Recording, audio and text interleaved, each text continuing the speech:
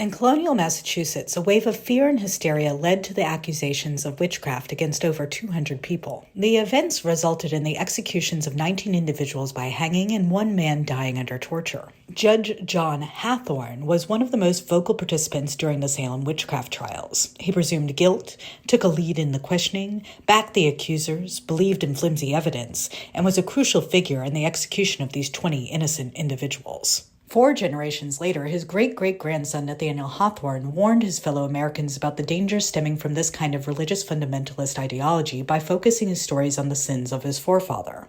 Stories like Young Goodman Brown highlight that when this ideology plays out, it develops into a pessimistic nihilism that dismisses the value of everyone in its wake. Fast forward 200 years, William Gibson in his novel Neuromancer is imagining a similarly nihilistic perspective that stems from technological rather than theological authority. In Gibson's world, human beings are no longer judged by ministers in black robes, but by faceless corporations and artificial intelligences. Case, the novel's antihero, is stripped of his agency, reduced to meat, and manipulated by AIs whose goals are as opaque and unchangeable as Puritan theology once was. Just as Goodman Brown's faith is shattered when he sees corruption everywhere, Case discovers that even his moments of transcendence in cyberspace are orchestrated by powers that are beyond his control. And now we stand at the threshold of that very union, where religious fundamentalism and technocratic elitism are no longer separate forces. They're allies. Online blogger and influential right-wing thinker Curtis Yarvin dreams of a CEO sovereign ruling like a Puritan elder. Peter Thiel and Elon Musk pour fortunes into seasteads, Mars colonies, and AI projects that promise salvation through control and separation. And in politics, figures like JD Vance merged this techno-authoritarian dream with Christian nationalism, presenting it as a return to order, purity, and faith. What Hawthorne warned against in the forest, and Gibson envisioned in the cyberspace, is no longer a metaphor.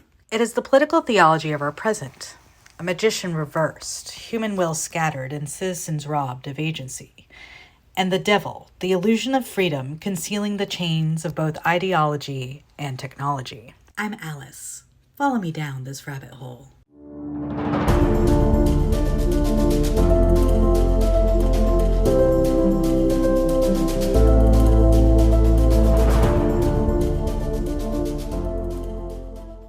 The Salem witch trials were not just a historical episode of hysteria. They were the seedbed of an American psychology, the belief that purity can only be maintained through suspicion, surveillance, and control. Judge John Hathorne embodies this inheritance, a man so certain of his righteousness that he condemned his neighbors to death on the flimsiest of evidence. 4 generations later, Nathaniel Hawthorne carried the weight of that legacy. He even changed the spelling of his last name to distance himself from his ancestor. But his stories show us that he could never escape that shadow. Hawthorne became America's conscience, turning fiction into a mirror for our darker impulses. In Young Goodman Brown, Hawthorne captures the corrosive logic of Puritan fundamentalism. Goodman Brown begins his walk into the forest as a man of faith, but he is also already the magician reversed, a figure who should embody willpower and mastery, but instead falters, scattered, vulnerable to doubt. He believes he is strong enough to test temptation, but his will collapses under the weight of suspicion.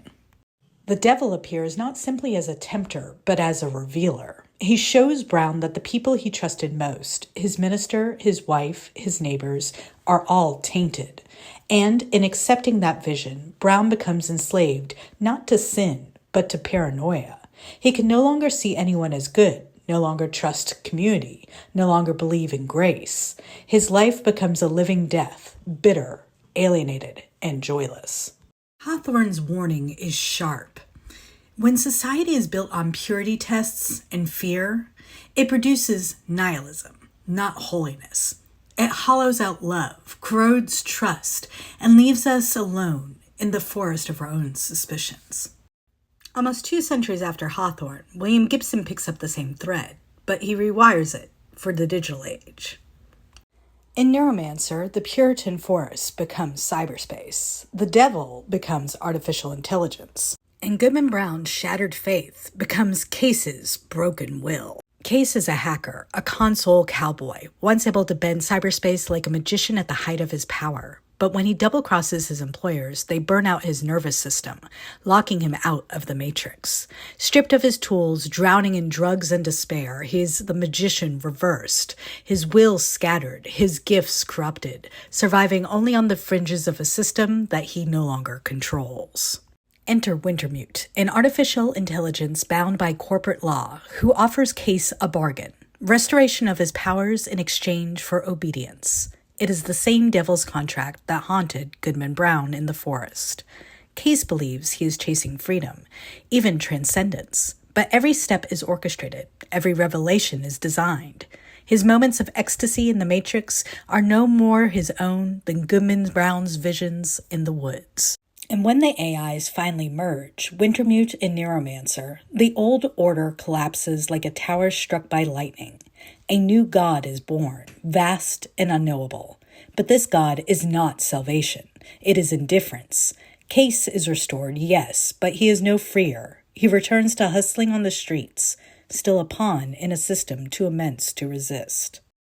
Gibson's warning echoes Hawthorne's. When authority becomes absolute, whether it's theological or technological, it doesn't uplift us. It hollows us out. It leaves us disillusioned, alienated, and chained to powers that care nothing for our humanity.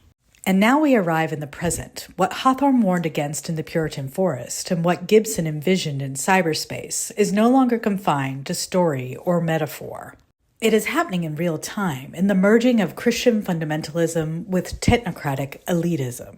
Curtis Yarvin, the political philosopher sometimes called the court intellectual of Silicon Valley, dreams of a CEO sovereign, a single ruler who governs a nation the way a CEO runs a company. For him, democracy is not messy but defective, a system too irrational to survive. His solution is pure Puritan logic. Human beings are too corrupt to be trusted with agency, so we must submit to a higher authority. Meanwhile, Peter Thiel funds seasteads and biotech experiments that promise escape from the constraints of democracy, while also increasing surveillance through Palantir. Elon Musk builds rockets and dreams of Mars, a city on a hill but this time on another planet, while also developing a satellite system that surrounds us. Like the Puritans before them, these men imagine salvation through separation, a chosen remnant surviving in a purified space, while the rest of us are left behind. And in politics, figures like JD Vance provide the theological cover. As a rising star of Christian nationalism, Vance frames authoritarian control not as tyranny, but as faith, as order, as a return to America's supposed purity.